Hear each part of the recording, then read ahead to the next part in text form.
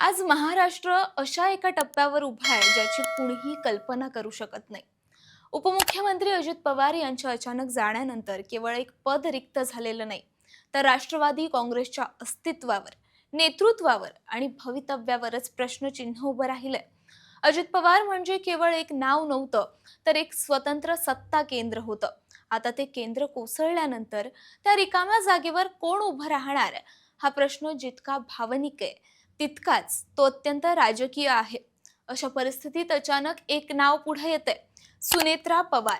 त्या उपमुख्यमंत्री होणार का? बारामतीची पोटनिवडणूक लढवणार का? की राष्ट्रवादीचं नेतृत्व पुन्हा एकदा शरद पवारांकडे जाणार? हे सगळं नेमकं काय आहे? पडद्यामागे काय हालचाली सुरू आहेत?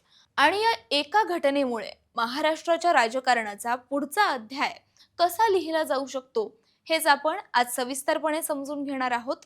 नमस्कार, मी सृष्टी आणि आपण पाहताय त्याचं काय महाराष्ट्र. अजित पवार यांच्या निधनानंतर राष्ट्रवादी काँग्रेसमध्ये जी पोकळी निर्माण झालीये ती केवळ भावनिक नाही, तर ती पूर्णपणे राजकीय आहे. कारण अजित पवार हे गेल्या काही वर्षात राष्ट्रवादीचा चेहरा, रणनीतिकार आणि सत्ता व्यवस्थापक बनले होते. 2023 मध्ये राष्ट्रवादी फुटल्यानंतर भाजपासोबत सत्तेत जाण्याचा निर्णय असो, मंत्रिमंडळाची रचना असो किंवा पक्षातील असंतोष आवरणं असो, सगळं काही अजित पवारांच्या शब्दावर चालत होतं. त्यामुळे त्यांच्या जाण्यानं राष्ट्रवादीचा एक गट अक्षरशः दिशाहीन झाल्याचं चित्र आहे. या पोकळीतच आता राजकीय वारसा हा शब्द जोरात चर्चेत आलाय. प्रश्न असा नाही की अजित पवारांच्या जागी कोण येणार आहे, तर प्रश्न असा आहे की अजित पवारांनी उभं केलेलं सत्ता केंद्र कोण सांभाळू शकणार. कारण राष्ट्रवादी काँग्रेस हा केवळ पक्ष नाही, तर सहकार, स्थानिक सत्ता, बँका, साखर कारखाने आणि संस्थांचं जाळ आहे. हे जाळं हाताळण्यासाठी केवळ नाव पुरेसं नसतं, तर ताकद, संपर्क आणि सत्ता लागते. याच पार्श्वभूमीवर सुनेत्रा पवार यांचं नाव पुढे येताना दिसतंय.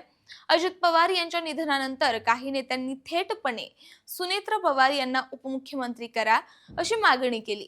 ही मागणी केवळ सहानुभूतीतून आलेली नाही, तर ते एक राजकीय गणित आहे. सुनेत्रा पवार या सध्या राज्यसभा खासदार आहेत, म्हणजेच त्या आधीच सत्तेच्या वर्तुळात आहेत. शिवाय पवार कुटुंबातील व्यक्ती असल्यामुळे त्या पक्षासाठी स्वीकार्य चेहरा ठरू शकतात. आता इथे बारामतीचा मुद्दा अत्यंत महत्त्वाचा ठरतो. अजित पवार यांच्या निधनानंतर बारामती विधानसभा मतदारसंघ रिक्त होणार आहे आणि 6 महिन्यांच्या आत तिथे पोटनिवडणूक घ्यावी लागणार आहे. उपमुख्यमंत्री होण्यासाठी विधानसभेचं सदस्यत्व असणं आवश्यक आहे. त्यामुळं सुनेत्रा पवार यांनी राज्यसभेचा राजीनामा देऊन बारामतीची पोटनिवडणूक लढवावी आणि उपमुख्यमंत्रीपद स्वीकारावं, अशी एक स्पष्ट राजकीय दिशा काही नेत्यांकडून पुढे येते. पण ही गोष्ट इतकी सोपी नाही. कारण सुनेत्रा पवार या सक्रिय राजकारणात अलीकडेच आल्यात.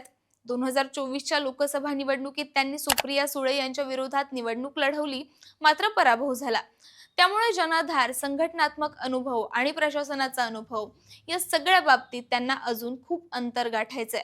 तरीही सहानुभूतीची लाट, पवार आडनाव आणि सत्ता टिकवण्याची गरज, या तिन्ही गोष्टी त्यांना मजबूत बनवतात. दुसरीकडे अजित पवार यांचे 2 पुत्र पार्थ आणि जय पवार. पार्थ पवार यांनी आधी लोकसभा निवडणूक लढवली आहे, पण पराभवाचा ठसा अजून पुसला गेलेला नाही. शिवाय काही वादग्रस्त प्रकरणांमुळे त्यांची प्रतिमा सध्या फारशी मजबूत नाही. जय पवार हे तर अजूनही पडद्यामागेच आहेत. त्यामुळे या दोघांकडे वारसा आहे, पण नेतृत्व आहे का, हा प्रश्न अनुत्तरित आहे. या सगळ्या पलीकडे जाऊन कुटुंबाबाहेर पाहिलं तर अजित पवारांच्या तुलामुलाचा नेता राष्ट्रवादीकडे सध्या नाही, ही वस्तुस्थिती आहे. छगन भुजबळ, प्रफुल्ल पटेल, सुनील तटकरे, हसन मुश्रीफ, धनंजय मुंडे हे सगळे अनुभवी नेते असले तरी प्रत्येकाची मर्यादा स्पष्ट आहे. कोणी राज्य पातळीवर प्रभावी नाही, कोणी संघटना चालवू शकत नाही, तर कोणी प्रतिमेच्या संकटात अडकलेला आहे. याच दरम्यान दोन्ही राष्ट्रवादी काँग्रेस एकत्र येतील का, हा प्रश्न अधिक गंभीर बनतो. अजित पवार हे स्वतः या एकत्रीकरणासाठी आग्रही होते, अशी माहिती पुढे आली आहे. पण आता अजित पवार नसताना ही एकीकरणाची प्रक्रिया पुढे जाईल का? कारण शरद पवार सत्तेबाहेर आहेत, तर अजित पवारांसोबत गेलेले नेते सत्तेत आहेत. सत्तेतून बाहेर पडण्याची तयारी फार थोडेच नेते दाखवतील, हे वास्तव आहे. आणि इथंच भाजपाचा प्रवेश होतो. अजित पवारांच्या जाण्यानंतर राष्ट्रवादीच्या पुढच्या नेतृत्वावर भाजपाचा प्रभाव राहील, हे जवळपास निश्चित मानलं जात आहे. कारण सत्ता, तपास यंत्रणा आणि राजकीय स्थैर्य या सगळ्याच्या किल्ल्या सध्या भाजपाकडे आहेत. भाजपाला जो नेता सोयीचा वाटेल, जो निर्णय त्यांच्या राजकारणाला पूरक ठरेल, त्यालाच अप्रत्यक्ष पाठिंबा दिला जाईल, अशी चर्चा राजकीय वर्तुळात रंगतीये. म्हणजेच अजित पवारांच्या निधनानंतरचा हा काळ केवळ शोकाचा नाही, तर हा काळ राजकीय सौदेबाजीचा, नव्या सत्ता समीकरणांचा आणि मोठ्या निर्णयांचा आहे. राष्ट्रवादीचा दादा कोण असेल हे ठरणं अजून बाकी आहे. एकंदरीतच आज महाराष्ट्राच्या राजकारणात एक प्रश्न सतत घुमतोय.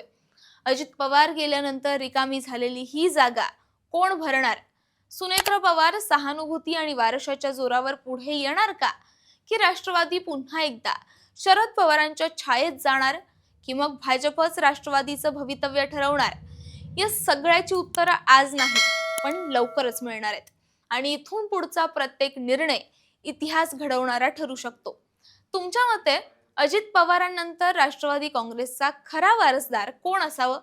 कमेंटमध्ये नक्की सांगा. बाकी राजकारणाच्या आखाड्यात आपली नजर कायम असणारच आहे. तेव्हा कुठेही जाऊ नका, पाहत रहा, सबस्क्राईब करा. त्याचं काय महाराष्ट्र.